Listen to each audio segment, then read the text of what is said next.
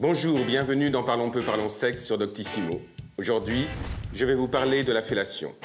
La fellation est une pratique sexuelle qui a ses détracteurs et ses défenseurs. Et vous êtes 21% des Français à la pratiquer régulièrement.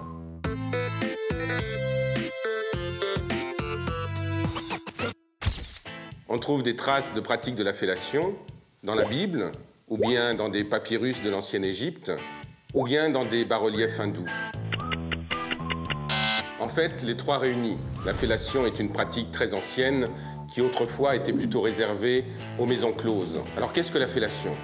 La fellation, c'est le fait de sucer, de mettre dans sa bouche le sexe en érection de son partenaire pour pouvoir lui procurer des sensations agréables et faire augmenter l'excitation et parfois même aller jusqu'à l'orgasme. C'est une pratique sexuelle de plus en plus répandue, évidemment lorsque le et la partenaire éprouvent du plaisir à la réaliser.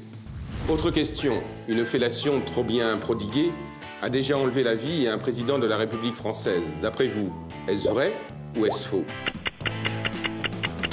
Eh bien, c'est vrai. Il s'agit de Félix Faure, président de la Troisième République française, que les bons soins de sa maîtresse achevèrent.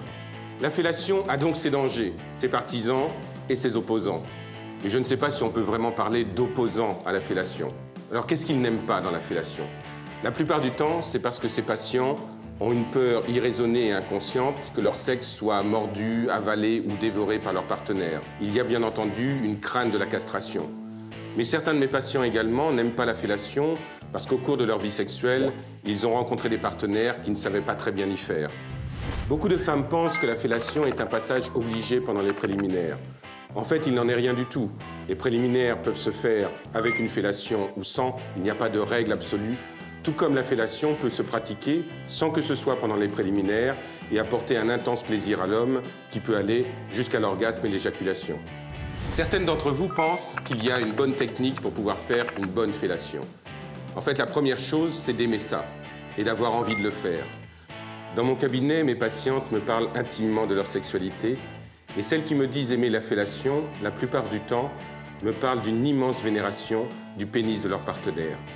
Peut-être est-ce cela la base d'une bonne fellation, c'est d'adorer le sexe de la personne avec qui on le fait. Tailler une pipe, tailler une plume, faire un pompier, ça c'est en France. Rendre fou un chat, au Brésil. Faire un bijou, au Portugal. Souffler un homme, en Angleterre. Faire un français, en Espagne. Autant d'expressions colorées et imagées pour dire faire une fellation. Et vous, quelle est votre expression préférée? N'hésitez pas à nous envoyer vos commentaires.